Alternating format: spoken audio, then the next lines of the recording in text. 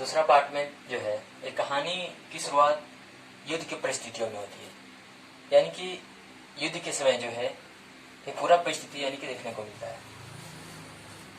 पहला पार्ट में हम लोगों ने यानी कि देखा कि उसमें प्रेम से संबंधित यानी कि बातों के बारे में चर्चा हुआ। दूसरा पार्ट में जो है युद्ध के बारे में विस्तार से चर्चा है। दूसरा पार्ट की शुरुआत जो है ये पूरा उस समय प्रथम विश्व युद्ध के समय की कहानी है, 1915 की।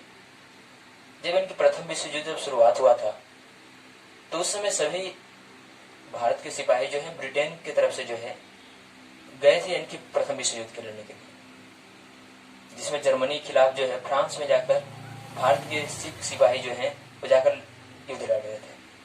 इनको लड़ाई जो है पहाड़ी क्षेत्रों में दिया गया था, जहां पे बहुत ठंड गिर रहा है, बहुत इतना ठंड गिर रहा है कि ठंड के कारण पूरा सिपाहियों का जो है हालत खराब है। खंदक में यानी कि ऊंचे नीचे पे पहाड़ी क्षेत्रों में जो है उतना बर्फीला क्षेत्र में रहते हुए भी जो है सिपाही अपने कर्तव्य पे जो है डटे हुए हैं। इसमें अगर बात करते हैं तो वहां पे शुरुआत होता है तो पूरा सब यानी कि सिपाही आपस में बातचीत कर रहे हैं। सही सिपाही कह रहे हैं कि क्या जिंदगी है, 4-4 दिन तक यानी कि जो है खंदक में हम लोग बर्फ में पड़े हुए हैं। इसका कोई यानी कि खास तौर पे इसका जो है इस प्रकार से इतना युद्ध देखने को मिल रहा है। आराम से जो है यहाँ खंदक में बैठे बैठे जो है जाड़े के मारे हालत खराब हो रहा है।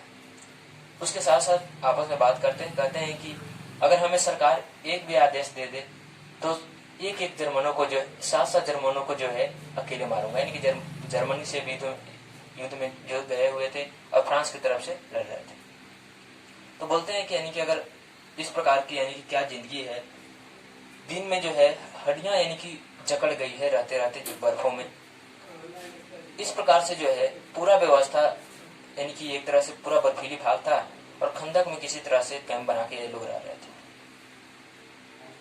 सब कुछ सिपाही ड्यूटी कर रहे हैं तो कुछ आराम करने में थे। वहीं पे सब आपस में बातचीत कर रहे थे कि जिस प्रकार से घोड़ा पे हाथ फेरे बिना घोड़ा बिगड़ता है, उसी प्रकार से सिपाही भी लड़े बिना बिगड़ता है, यानी कि बिना लड़े सिपाही बिगड़ता है। तो इस प्रकार से जो है सिपाहियों के बारे में जो यानी कि बताया गया कि सिपाही यानी कि रहता है यानी कि बिना लड़े यानी कि क्या बिगड़ता है एक तरह से। ये कथन कहा गया यानी कि हम वैसे भी जानेंगे कि अगर घोड़ा नहीं फेरेंगे तो घोड़ा बिगड़ने लगता है। तो सिपाही भी चाहते हैं कि हमें युद्ध लड़ने के लिए नहीं कि बर्फ के क्षेत्र में ले जाकर छोड़ दिया जाए, बैठे रहें। और 4-4 दिन तक जो है सोते नहीं थे, 4-4 दिन तक जागना पड़ता था। आंख भी नहीं पलकाना झपकाना है, आंख झमका तो दुश्मन का जो है गोलियां चटाचट लगने लगेगी। अगर जरा सा भी यानी कि कैंप से बाहर यानी कि इधर उधर अगर केहूनी बाहर निकलता है तो चटाक से दुश्मन की गोलियां लगती थी। इस प्रकार की परिस्थितियों में लोग रह रहे थे।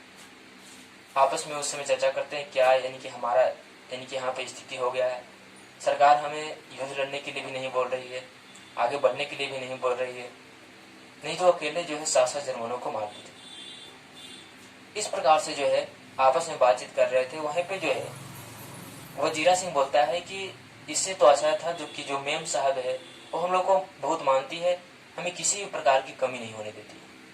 दूध दही यानी कि एक मेम साहब है जो फ्रांस की है, कुछ दूरी पे वहां से जो कि सामग्री बेचती है, दूध दही ये सब बेचने का काम करती है। और ये लोग जाते हैं तो इनको बहुत मान आदर करती है, सिपाहियों को कहती है कि तुम हमारे देश के राजा हो, हमारे देश को बचाने आए हो, मुल्क को बचाने आए हो। उन्हें किसी भी प्रकार की जो है कमी होने नहीं देती थी कभी। इस प्रकार से जो है रात का समय था, किसी प्रकार से जो है समय बीत रहा था। अब आपस में जो बातचीत करने में लगे हुए थे। वहीं पे जो है लहना सिंह अपना कंबल जो है बोधा सिंह जो कि इस कहानी में सिपाही है, जो कि पिछले साल ही सिपाही में भर्ती हुआ है, उसको अपना कंबल देता है ओढ़ने के लिए, क्योंकि ठंडा का बहुत ज्यादा मौसम था और ठंड इतना गिर रही थी कि वहां पे सिपाहियों के कुछ यानी कि दिनों में ही यानी कि लगातार कोई ना कोई सिपाहियों की जो है मृत्यु हो रहा था ठंड के कारण। और उन सिपाहियों के लिए कुछ खास व्यवस्था भी वहां पे किया नहीं गया था। बोधा सिंह को देता है तो वहीं पे जो है आसपास के सिपाही बोलते हैं कि तुमको हम हमेशा देखते हैं कि तुम अपना खाना भी जो है बोधा सिंह को दे देता है, बोधा सिंह के बदले जो है ड्यूटी खुद करता है, उसके बदले पहरा खुद देता है, अपना जो ओढ़ने वाला हुआ उसको दे देता है, इस प्रकार से जो है तुम यानी कि तुमको हम कब से देख रहे हैं।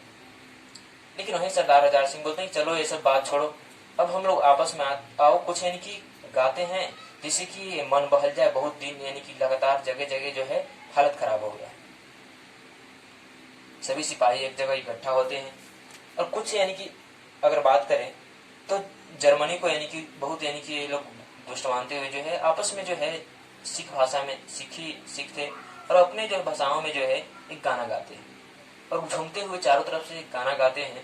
इस गाना के बाद उन सिपाहियों में इतना उत्साह आ गया, इतना एक तरह से कहें खुश मन हो गया कि लग ही नहीं रहा था कि हम कई दिनों से जो है लगातार पहरा दे रहे हैं और हमारी इनकी जो है शरीर का हालत एकदम महसूस हो रहा था कि हम ताजा हैं, हम आराम से बहुत दिनों से खा पी रहे हैं, सो रहे हैं, आराम से रह रहे हैं, किसी भी प्रकार की हमें कोई कमी नहीं है, आराम से घर पे जिस प्रकार से रहते हैं उस प्रकार से खुश है।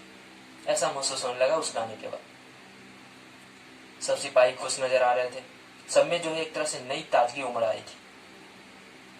इन ताजगी के बीच अगर बात करें तो दिल्ली शहर की जो है मंडी वाले व्यापारों के बीच में जो है कद्दू वाले, चखने वाले, सब के बारे में जो है सब गाना गाते हैं और इतना यानी कि बात करते हुए यानी कह रहे थे कि लगता था कि 4 दिन से सही नहीं हुए थे। और इस गाने के बाद जो है हम लोगों में एक उत्साह आ गया है, जो कहें तो लालसा आ गया है एक तरह से जीवन में, यानी कि बहुत यानी कहें तो जो जीवन निर्जीव के जैसा जी रहे थे, नीरस जी रहे थे, वो जीवन में बहुत सारे बदलाव देखने को मिल रहा है।